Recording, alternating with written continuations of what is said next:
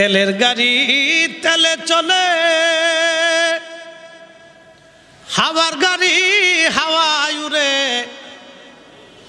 পাখি হচ্ছে হাওয়ার গাড়ি। তেলের গাড়ি তেলে চলে, হাওয়ার গাড়ি হাওয়ায় উড়ে। বিনা তেলে চালায় গাড়ি নবী সুলাইমান। আমরা সেই মুসলমান। আল্লাহর একজন ওলি ছিলেন, তার নাম শাকিক বলখি। তার পুরা নাম হচ্ছে শাকিক ইবনে ইব্রাহিম বলখি। বলখে বাড়ি ছিল। উনি অনেক বড় বুজুর্গ। তিনি হচ্ছেন সেই জামানার মুসলমান ইমাম জাফর সাদিক রাদিয়াল্লাহু আনহু, রসুলের আহলে পরিবার যারা ছিলেন ওই জামানার, অনেক আগের ঘটনা। শাকিক বলখি বলতেছেন, আমি ইরাক থেকে হাজিদের সাথে রওনা করলাম হজ করার জন্য। তো কাদিসিয়া নামক একটা এলাকা আছে ইরাকে, কাদিসিয়া। এই কাদিসিয়াতে আসার পরে কাফেলা থামলো রাত্রি যাপন করার জন্য। তা আমি দেখলাম একটা সুদর্শন যুবক, এতই নুরময় চেহারা আর এতই সুন্দর, আমি জীবনেও এত সুন্দর যুবক দেখিনি। তার পরনে পশমের তৈরি করা একটা জুব্বা আছে, একটা চাদর আছে, পায়ে একটা দামি না নর্মাল একটা জুতা আছে। এই যুবকটা দেখার পরে আমার সন্দেহ লাগলো যে এত সুন্দর যুবকরা তো ফিতনার কারণ হয়। যুবক বয়সে কারো যদি সৌন্দর্য বেশি থাকে তাহলে যুবকরা ফিতনার কারণ হয়ে যায়। তো সে ফিতনায় পতিত হতে পারে। তো আমার কাছে সন্দেহ লাগতেছে যুবকটা কি ফিতনায় পতিত হয় কিনা, এই ফিতনার কারণ হয় কিনা, তাও আমাদের হাজিদের কাফেলার ভিতরে। এই চিন্তা করে আমি তাকে নসিহত করার জন্য একটু আগায় গেলাম। তখন যুবক আমাকে দেখে বললে, হে শাকিক বলখি। তো আমি আশ্চর্য হলাম, জীবনে তার সাথে দেখা নাই, কথা নাই, সাক্ষাৎ নেই, আমার নাম কি করে জানলো? সে আমাকে ডাক দিয়ে বলতেছে, হে বলখি, তবে কি কোরআনের সেই বিধান পড়ো নাই? আল্লাহ কোনো কোনো ধারণাকে মিথ্যা প্রতিপন্ন করেছেন এবং নিষেধ করেছেন, এটা গুনাহের কারণ। মানে যুবক বুঝাচ্ছে যে তুমি অন্তর দিয়ে যেটা বলতেছো যে আমি সুদর্শন যুবক, আমার দ্বারা ফিতনায় পতিত হবে, তুমি আমার প্রতি মিথ্যা কুধারণা করতেছো, কারণ কি না জেনেই। শাকিক বলখি বলতেছেন, আমার কাছে আরো আশ্চর্য হলো যে আমি মনে মনে চিন্তা করলাম যুবক কি করে জানল। সুবহানাল্লাহ বললেন না? আল্লাহু আলিমুম বিজাতিস সুদূর। আল্লাহ হচ্ছেন অন্তর্যামী, অন্তরের খবর জানলে বলা। আল্লাহ ছাড়া আর কেউ জানে না, এটা চির সত্য। আল্লাহ ছাড়া আর কেউ, কথা বলতে হবে, আল্লাহ ছাড়া আর কেউ জানে না, এটা চির সত্য। কিন্তু আল্লাহ যদি কাউকে জানান সেটা ভিন্ন কথা। কিন্তু আল্লাহ সবাইকে এই সংবাদ মেসেজ দেন না। বলেন, সব মোবাইলে কি টাওয়ার আসে? সিম যদি না থাকে, অনেক দামি মোবাইল, সিম নাই, টাওয়ার নাই, কথা বলতে পারবেন না, নেটওয়ার্ক আসবে না। সিম আছে, নেটওয়ার্ক আছে। আমাদের কাল্ব হচ্ছে আল্লাহ প্রদত্ত এক মহা নিয়ামত সিম। এটা এমন একটা সিম, যদি কেউ তৈরি করতে পারে তো আল্লাহর কাছ থেকে তার কাছে খবর আসে, নেটওয়ার্ক আসে। কিন্তু এটাকে আমরা নষ্ট করছি, বিভিন্ন বিভিন্ন গুনাহের কারণে নষ্ট হয়ে গেছে। তেলের গাড়ি তেলে চলে, হাওয়ার গাড়ি হাওয়ায় উড়ে। পাখি হচ্ছে হাওয়ার গাড়ি। তেলের গাড়ি তেলে চলে, হাওয়ার গাড়ি হাওয়ায় উড়ে। বিনা তেলে চালায় গাড়ি নবী সুলাইমান। আমরা সেই মুসলমান। ইমাম শাফিঈ অনেক বড় বিদ্বান ছিলেন, বিরাট বড় মেধাবী। আমরা খুতবা পড়ি, ইমাম শাফিঈ, ইমাম আহমদ ইবনে হাম্বল, ইমাম নুমান বিন সাবিত, ইমামুল আজম আবু হানিফা, বড় বড় আইম্মায়ে কিরাম যারা ছিলেন তারা একবার একটা হাদিস পড়লে মুখস্থ হয়ে যেত, জীবনে দ্বিতীয়বার আর পড়তে হইতো না। একবার, শুধুমাত্র একবার। যত বড় হাদিস হোক একবার পড়লে একটা আলিফও ভুল হইতো না। তো ইমাম শাফিঈ রাহমাতুল্লাহ আলাইহি লক্ষ্য করলেন তার স্মৃতি দুর্বল হয়ে যাচ্ছে। তিনি চিন্তায় পড়ে গেলেন যে আমার স্মৃতি দুর্বল হচ্ছে কেন। তিনি বুঝতে পারলেন একদিন রাস্তায় চলার সময় এক বেগানা নারীর পায়ের টাকনু দেখছিল, বেশি কিছু দেখেনি, শরীয়তের বাহিরে না, আওতার ভিতরেই, কিন্তু পায়ের নিচে। অনেক সময় মেয়েরা বুরকা পরলে মোজা পায়ে না দিলে পায়ের নিচতলা দেখা যায় না, তো ওই নারীর, যুবতী নারীর পায়ের নিচে তার চোখের নজর পড়ার কারণে ইমাম শাফির স্মৃতিশক্তি ধীরে ধীরে কমে যাইতেছিল। বুঝতে পারছেন তারা কি পরিমাণে দুনিয়া বিরাগী জাহেদ ছিলেন যে একটা নারীর দিকে পর্যন্ত তাকায়নি। আল্লাহু আকবার। আপনি যদি চারিপার্শ্বিক দেখেন, আমাদের দ্বারা এটা আজ সম্ভব না। কি খতিব, কি মুসল্লি, কি ইমাম, কি বক্তা, কি মুহাদ্দিস, কি মুফতি, কি দাইল আল্লাহ, কারো পক্ষেই আজকে সম্ভব না। এই আধুনিকতার ছোঁয়ায় রাস্তায় বের হলে বেগানা নারী, তো এমন বেগানার বেগানা যে শরীরে অর্ধেক পোশাকই নাই, এমন বেগানার বেগানা যে পোশাকই নেই, এমন পোশাক যেই পোশাক মানে মানব সমাজেই চলে না। একটা মহিলা, একটা নারী, সে এমন পোশাক পরছে যেটা মানব সমাজেই চলে না। আপনি মুসলমান ধর্ম, সেটা পরে আসেন, ধর্মের বিষয়টা আর পরে আসেন, এটা মানবিক দিক তো আছে, লজ্জা শরমের তো একটা ব্যাপার স্যাপার আছে, শালীনতার একটা বিষয় আছে, ভদ্রচিতার একটা বিষয় আছে। আমরা তো সামাজিক জীব, মানুষ, আশরাফুল মাখলুক, শিয়াল কুত্তা না, আমরা তো মানুষ। তো মানুষ হিসেবে তো আমাদের একটা সুন্দর পোশাক থাকার দরকার, ধর্ম পরে আসে। মানুষ হিসেবে তো আমাদের একটা সুন্দর পোশাক থাকার দরকার। একটা নারী তার অঙ্গভঙ্গি, তার শারীরিক সৌন্দর্য সে ঢেকে শালীনতা মোতাবেক চলবে। একটা পুরুষ সে শালীন পোশাক পরে রাস্তায় চলবে, এটাই হচ্ছে বিধান। সে তো মানুষ, ধর্ম পরে আসে। তো মানুষ হিসেবে তো তাকে সেই পোশাক পরতে হবে, সেটাও নাই। তো কি পরিমাণে ডিমোশন আমাদের জীবনে হচ্ছে আপনি শুধু একটু কল্পনা করেন। এটা অনেক পরিমাণে ডিমোশন, চারিত্রিক বলেন, সামাজিক বলেন, রাষ্ট্রীয় বলেন, পারিবারিক বলেন, ব্যক্তিগতভাবে বলেন, এটা ডিমোশনের দিকে যাচ্ছে। তো শাকিক বল কি বললেন যে আমার কাছে বড় আশ্চর্য লাগতে লাগলো যে সে আমার অন্তরের যে শব্দগুলি চয়ন করলাম সে কি করে জানল। যাই হোক, আমি চিন্তা করলাম নিশ্চয় সে বুজুর্গ হবে। আমার যে ধারণা মোতাবেক কিছুক্ষণ পরে আমি তাকে হারিয়ে ফেললাম, আর পাইলাম না। কাফেলা চলতে চলতে আরো বহু দূরে আসার পরে কাফেলা আবার স্থগিত করলো। আমি দেখি তাঁবুর পাশে একটা সুদর্শন যুবক নামাজে দাঁড়ানো। সেই যুবকটা এত সুন্দর অনুরময় চেহারা, সে নামাজের মধ্যে দাঁড়াইয়া দেখলাম কোরআন তেলাওয়াত করতেছে আর চোখের পানি ফেলতেছে আর থরথর থরথর করে কাঁপতেছে। আল্লাহু আকবার।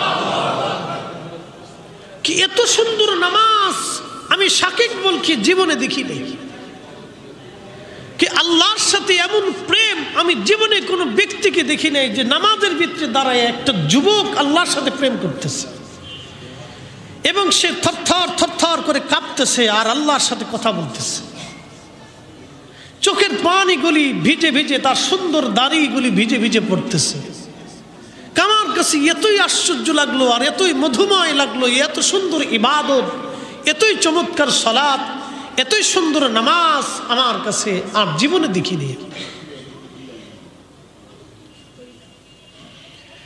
শাকিক ইবনে ইব্রাহিম বলখি রাহিমাহুল্লাহ বলেন, আমি আরো আশ্চর্য হলাম যুবকের নামাজ দেখি। চিন্তা করলাম যুবক আল্লাহ বলা, আমি তার কাছ থেকে দোয়া নেব। আমি আস্তে করে তার পিছনে চুপচাপ বসে রইলাম। সে দীর্ঘ নামাজ পড়তে লাগলো। নামাজ শেষ, আমি তাকে সালাম দিলাম। আমি মনে মনে চিন্তা করে গেলাম, আমি তার কাছ থেকে দোয়া নিব, আল্লাহ যাতে আমাকে মাফ করে দেয়। কারণ জীবনে সলাত দেখেছি, এত সুন্দর নামাজ আমি জীবনে দেখি নাই।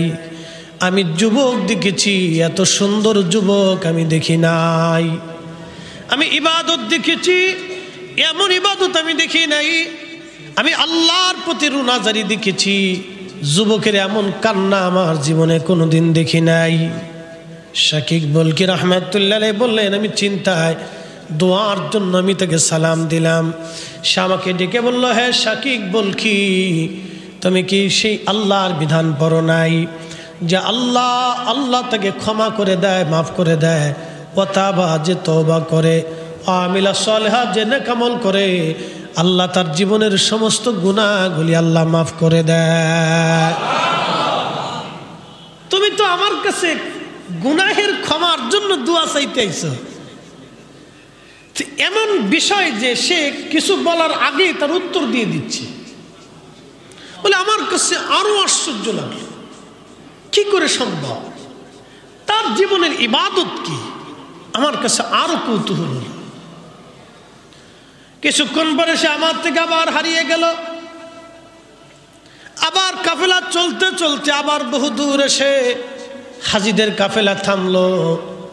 শাকিক বলকি রহমাতুল্লাহ আলাইহি বলেন, আমি লক্ষ্য করলাম সেই যুবককে দেখা যায় একটা কুয়ার পাশে দাঁড়ায় পানি উঠানোর জন্য চেষ্টা করে। আমি চিন্তা করলাম, আজকে দেখি সে পানি উঠায়, তার কর্মকাণ্ড কি, তার কাজকর্ম কি, দেখার জন্য আমি অদূরে দাঁড়িয়ে লক্ষ্য করতে লাগলাম। তার হাতের যে কাঠের পেয়ালা, এই পেয়ালাটা কুয়ার মধ্যে হাত থেকে ছুটে পড়ে গেছে। পরে যাওয়ার পরে সে আসমানের দিকে তাকায়, কয়, হে রব, আমার পানি খাওয়ার দরকার হলে তুমি আমাকে পানি পান করাও, আমার ক্ষুধা লাগলে তুমি আমার জন্য খাবার পাঠাও। আল্লাহ, আমার হাতের পেয়ালা কুয়ার মধ্যে পড়ে গেছে, আমি জানি তুমি আমাকে মাহরুম করবা না।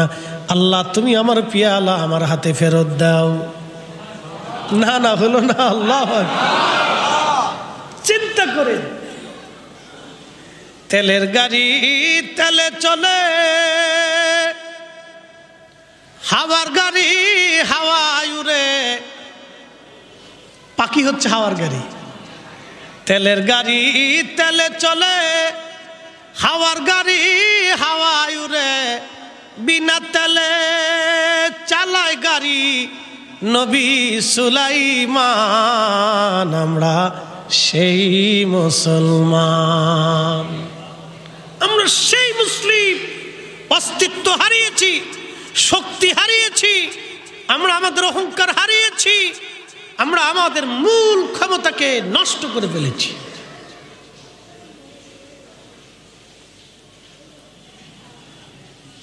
আল্লামা ইমাম জৌজি ওনার কিতাব 900 বছর আগে কিতাবের মধ্যে তিনি লিখতেছেন, হযরত শাকিক বলকি রহমাতুল্লাহ আলাইহি বলেন, আমি আশ্চর্য হলাম। এমন সময় লক্ষ্য করলাম কুয়ার নিচ থেকে পানি উঠে উঠে উঠে উঠে অটোমেটিকভাবে কুয়া পরিপূর্ণ হয়ে কুয়ার চারপাশে পানি ঝরে ঝরে পড়তেছে। ওই পেয়ালা উপরে আসছে, পেয়ালা ভরে পানি পান করলেন, ওযু করলেন। কুয়ার পাশে যুবক আবার নামাজে দণ্ডায়মান। এত সুন্দর নামাজ আমি জীবনেও কোনোদিন দেখি নাই। এত সুন্দর ক্রন্দন নামাজের মধ্যে, আর এত মধুময় তেলাওয়াত। সে আল্লাহর ভয়ে নামাজের মধ্যে থরথর থরথর করে কাঁপতেছে, আর চোখের পানিগুলি ঝরঝর করে পড়তেছে, আর আল্লাহর সাথে কালামে কথা বলতেছে।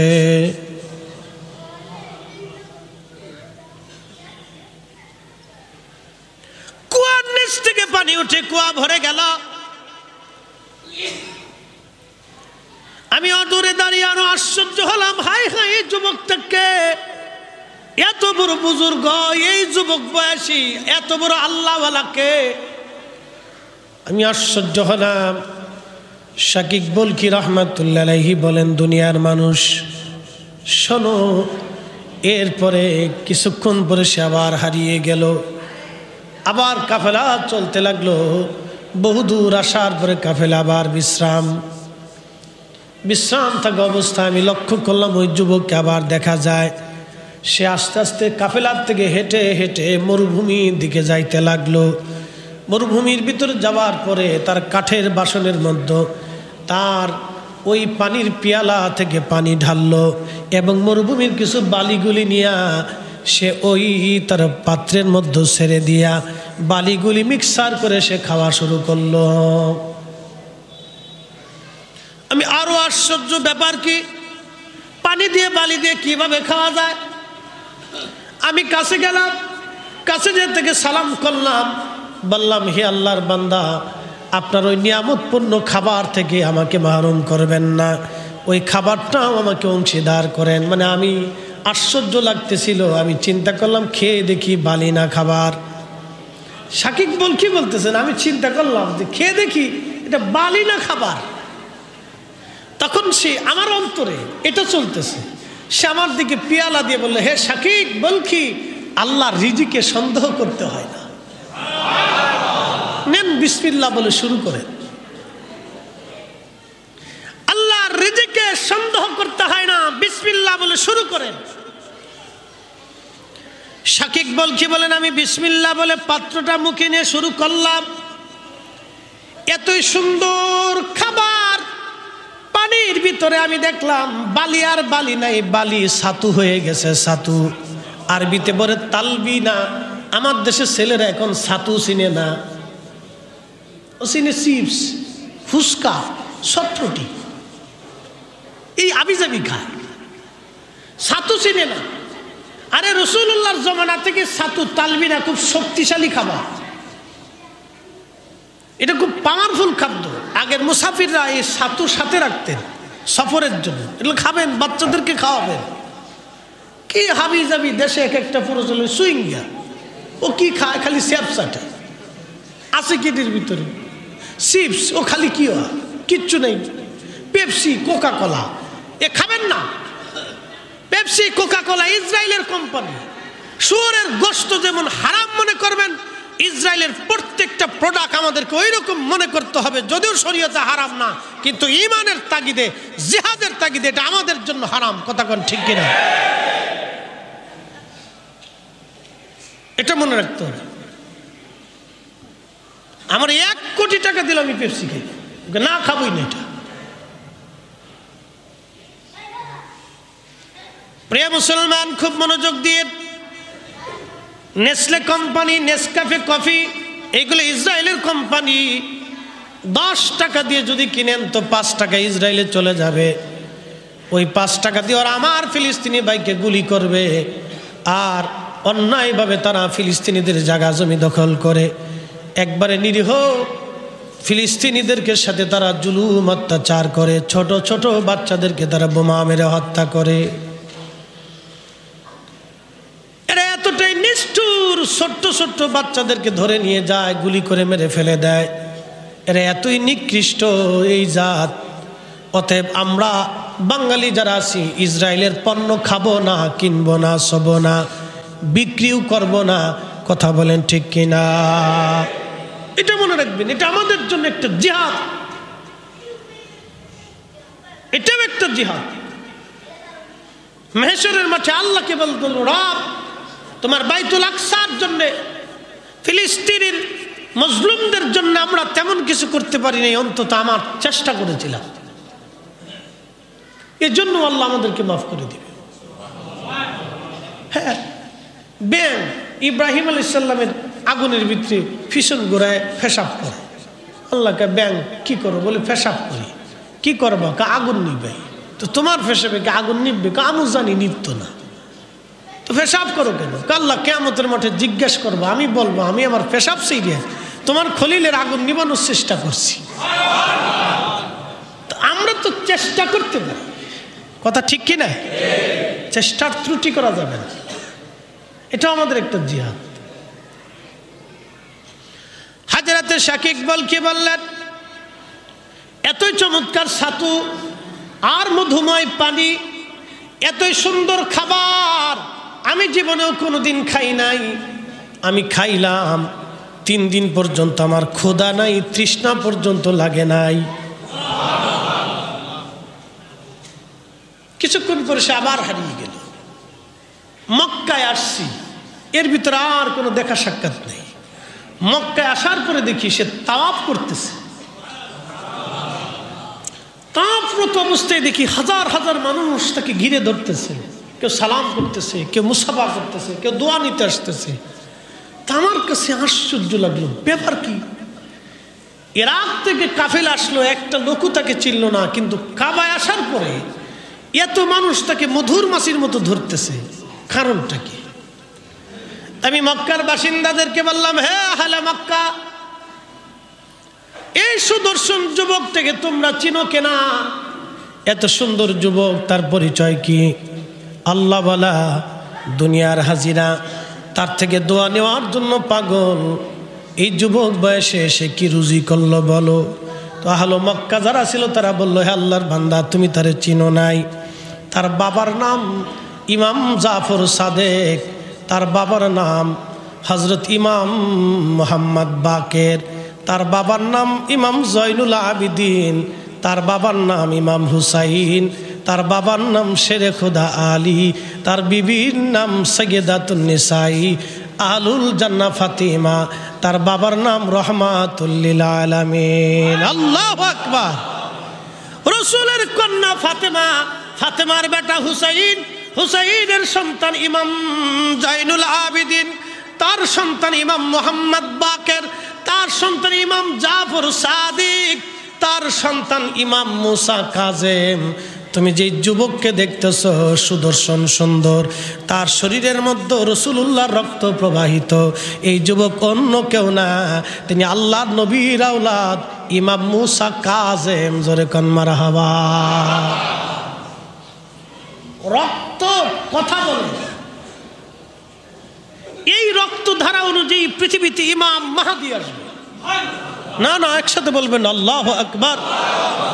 এই রক্ত ধারা অনুযায়ী পৃথিবীতে ইমাম মাহদী আসবে। ওই রক্ত ধারা অনুযায়ী শাহজালাল ইয়ামানি মুজাররদি, ও রক্ত ধারা অনুযায়ী বরফির আব্দুল কাদের জিলানী রাহমাতুল্লাহ আলাইহি। বুঝতে পারছেন? রক্ত কথা বলে। শাকিক বললেন, আমি আশ্চর্য হয়ে গেলাম। ইমাম জাফর সাদিক রহিমাহুল্লাহ, আল্লাহু আকবার, কত বড় বিদ্বান ছিলেন এবং কত বড় আবিদ ছিলেন। তার বাবা ইমাম মুহাম্মদ বাকের বিরাট বড় আল্লাহওয়ালা এবং পৃথিবী বিখ্যাত একজন ইমাম ছিলেন, বুজুর্গ ছিলেন। তার বাবা তো জৈনুল আবিদিন, আবিদদের সর্দার। পৃথিবীতে যত আবিদ তৈরি হবে, আবেদ বুঝেননি আপনারা? আবেদ বুঝেই আমাদের ওই আবেদুর রহমান না, আব্দুল আবেদ না, ওই আবেদ না, কিন্তু আবিদ। আবিদ কারা? যারা দুনিয়া বিরাগী হইয়া শুধু আল্লাহকে খুশি করার জন্য জীবনকে কুরবানি করছে। তাদের মধ্যে একজন ইমাম জয়নুল আবিদিন। পৃথিবীর সব আবেদ অলি আবদালকে যদি এক পাল্লায় দেন আর ওনার জুতা যদি আর এক পাল্লায় দেন, তো জুতার ওজনের সমান হবে। মানে ইমাম হুসাইনের বেটা ইমাম জয়নুল আবিদিন রাদিয়াল্লাহু আনহু, জীবনেও কোনোদিন উনি হাসেন নাই। ওনাকে কেউ হাসতে দেখে নাই, শুধু কাঁদতে দেখছে। উনি এতই বুজুর্গ ছিল, হেরেবে শরীফে এসে মাকাম ইব্রাহিমে বসে চাদর মোড়া দিয়ে কাবার সাথে হাত ঠেকিয়ে দিয়ে মাথা ঠেকিয়ে দিয়ে কাঁদতেন সারা রাত্র। আল্লাহ আল্লাহ, আমার ভুল হয়ে গেছে, আল্লাহ আপনি আমাকে মাফ করে দেন। অথচ জীবনে ভুলই করেনি। সারা রাত কাঁদতেন, আল্লাহ আমার ভুল হয়ে গেছে, আল্লাহ আপনি অসন্তুষ্ট হেন না, আল্লাহ বেজার হয়ে না। আরে রক্ত কথা বলে। আপনি আশ্চর্য হবেন, ইমাম জয়নুল আবিদিন এরকম ছিলেন। তার সন্তান ইমাম বাকের, তার সন্তান ইমাম জাফর সাদেক, তার সন্তান ইমাম মুসা কাজেম। সেই বুজুর্গ যে নামাজের মধ্যে দাঁড়িয়ে থরথর করে কাঁপতেছে আর কাঁদতেছে আর আল্লাহর সাথে কথা বলতেছে। একসাথে বলবেন না সুবহানাল্লাহ। আল্লাহু আকবার। শোনেন, এই রক্ত পবিত্র রাখার জন্য বৈবাহিক পদ্ধতি বিবাহ। আপনাদেরকে আজকে এই কথাটা বলে দিয়ে যাই, আপনাদের বিবাহ ছেলে সন্তানদের বৈবাহিক সিস্টেমটা যেন সুন্নতের বাহিরে না হয়। এই দীর্ঘ একটা কথা বলার জন্য এত দূর পর্যন্ত টানছি। আপনি যদি এরকম নেক সন্তান তৈরি করতে চান তো বৈবাহিক পদ্ধতির জন্য হালাল এবং তরিকায় রাসূলুল্লাহর পদ্ধতি অনুযায়ী হয়, তাহলে সন্তান ওইরকম পাবেন। আর নতুবা আলিজালি। আল্লাহ রাসূল বলছেন তোমরা তোমাদের সন্তানরা উপযুক্ত হলে বিবাহ পড়িয়ে দাও। রাসূল করিম সাল্লাল্লাহু আলাইহি সাল্লাম মসজিদের মধ্যে বিবাহ পড়াইতেন। ফাতিমা রাদিয়াল্লাহু আনহার বয়স ছিল 18, বিয়ে দিয়ে দিলেন। কিচ্ছু নাই, ঘরে খুব অভাব, মা নাই। আল্লাহ রসুলের কাছে কিচ্ছু ছিল না, কিছু খেজুর আনা হলো, মসজিদ আল্লাহর নবী খেজুর ছিটিয়ে দিলেন, সবাই খেজুর খাওয়াই দিলেন। দাদা আমির হামজা তিনি বলতেছেন আমার নাতির বিয়ে হবে, আমার নাতির বিয়ে হবে, অথচ অলিমা হবে না। তিনি নিজের পক্ষ থেকে একটা উট জবাই দিয়ে নাতির অলিমা খাওয়াই দিলেন। এই কৃতজ্ঞতা স্বরূপ ফাতেমা রাদিয়াল্লাহু আনহা প্রত্যেক জুমাতে দাদার কবরের পাশে যাইতেন। রাসূল করিমের চাচা ফাতেমার দাদা আমির হামজা সাইয়্যিদুশ শুহাদা, উহুদে তার পবিত্র মাজার। ফাতেমা প্রত্যেক জুমাতে জুমার নামাজের পরে হাওদায় চড়ে, উটের পিঠে চড়ে দাদার কবরের পাশে দাঁড়িয়ে বাইহাকিতে, সুনানুল বাইহিকিতে, সুনানুল কুবরা বাইহাকি, ইমাম বাইহাকি রাহিমাহুল্লাহ লেখেন ফাতেমা রাদিয়াল্লাহু আনহা প্রত্যেক জুমাতে দাদার কবরের পাশে দাঁড়িয়ে জিয়ারত করে কাঁদতেন আর দাদার জন্য দোয়া করতেন। দাদা খুব ফাতেমাকে মহব্বত করতেন। ফাতেমার দুঃখ বেদনা অভাব অনটনে দাদা পাশে থাকতেন। একসাথে বলা যাবে না মারহাবা। এই কৃতজ্ঞতা, দাদার কৃতজ্ঞতা কখনো ফাতেমা ভুলেন নেই। আর আমার দেশে অনেক নাতি দাদা মরে গেছে খবরই নেই, মনেই রাখে না, মরে গেছে মনেই নেই দাদার কথা। অকৃতজ্ঞ, অকৃতজ্ঞ। প্রিয় উপস্থিতি, বৈবাহিক পদ্ধতিটা একটা হালাল পদ্ধতি। এটা যাতে রাসূল করিম সাল্লাল্লাহু আলাইহি সাল্লামের সুন্নত তরিকা অনুযায়ী হয়। আমরা অনেক সময় বিবাহে অনেক টাকা খরচ করি, বেহুদে টাকা নষ্ট করি, লাভ নেই, এক পয়সাও লাভ নেই।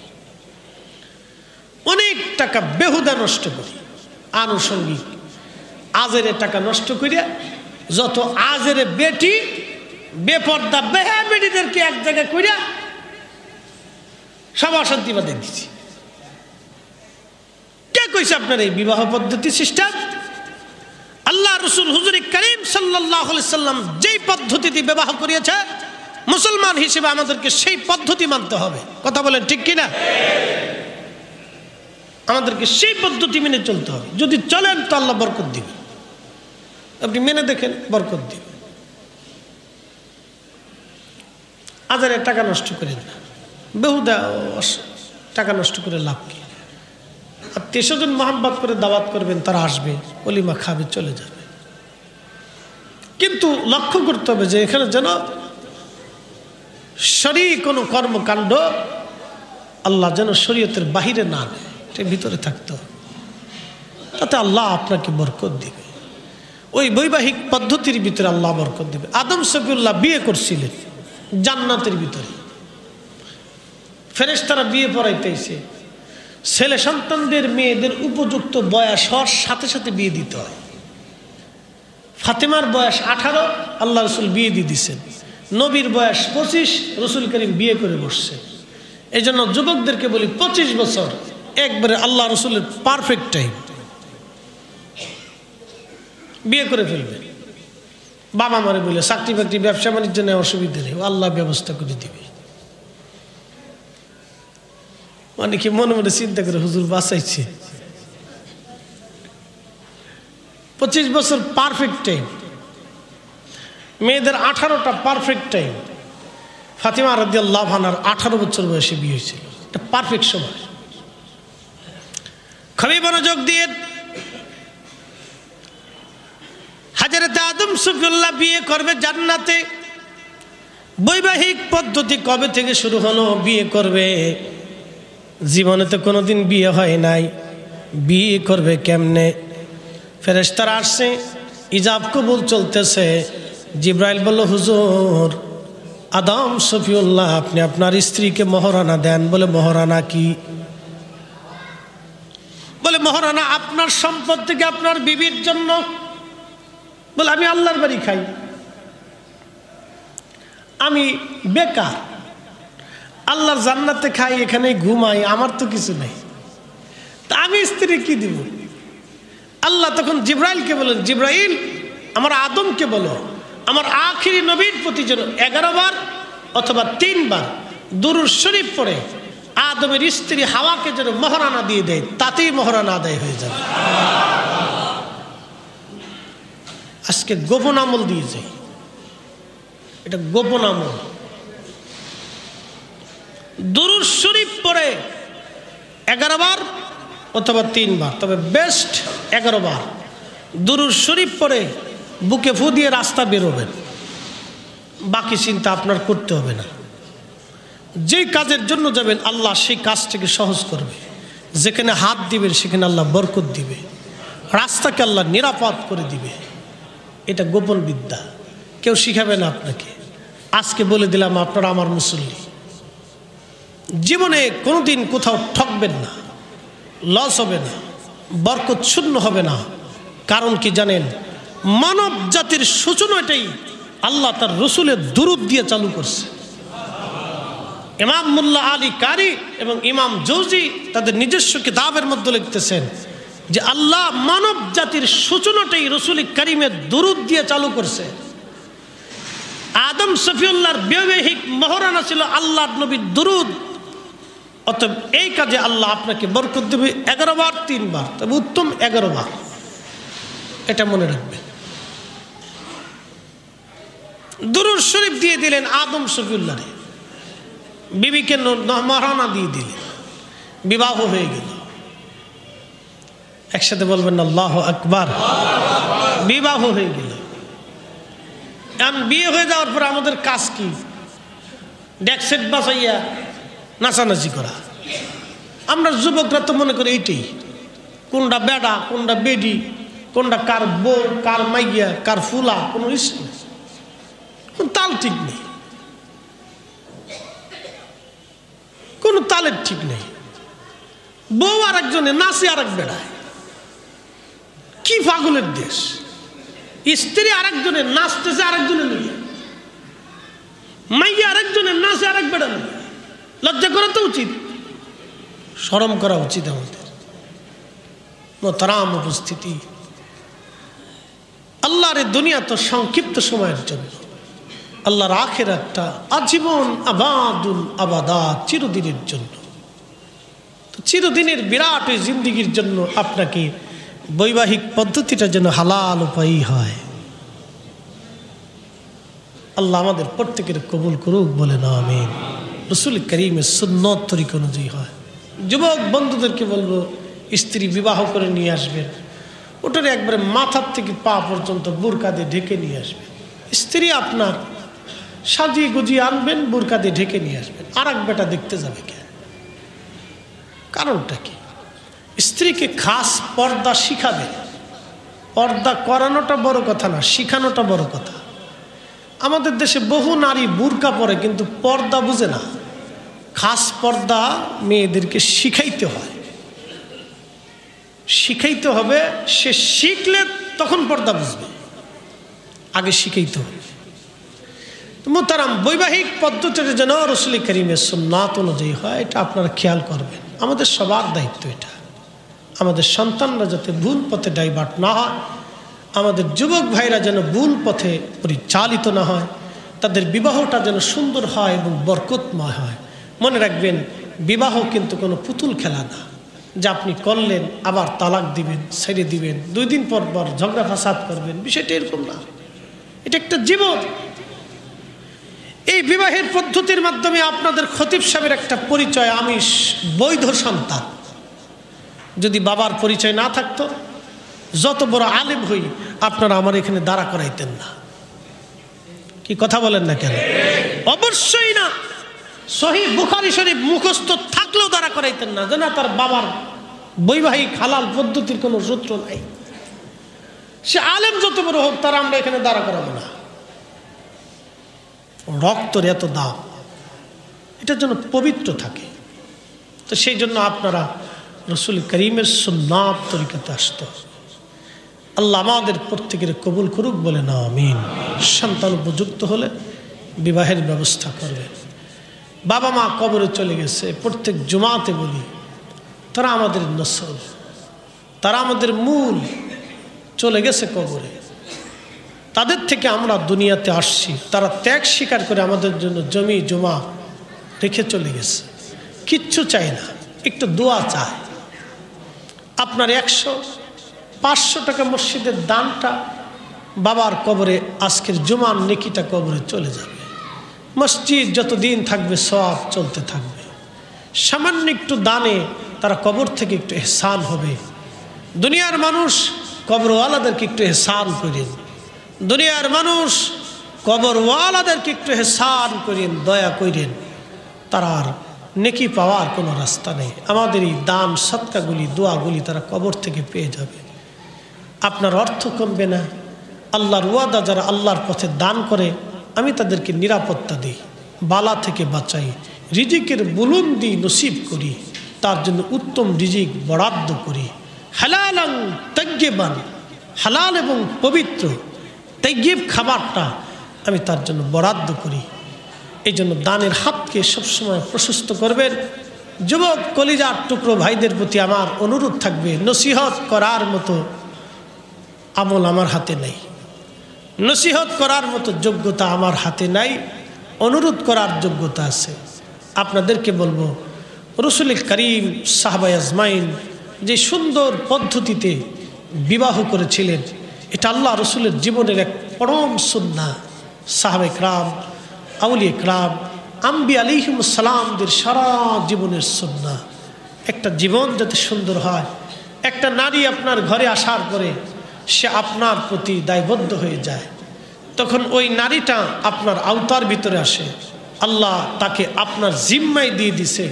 যদি খেয়ানত করেন, তাকে কষ্ট দেন, তার ভরণ পোষণে আপনি যদি খেয়ানত করেন, তার অন্তরে যদি ব্যথা দেন, তাকে মারেন, আঘাত করেন, মনে রাখবেন আদালত কিন্তু আল্লাহরটা দাঁড়ানো আছে।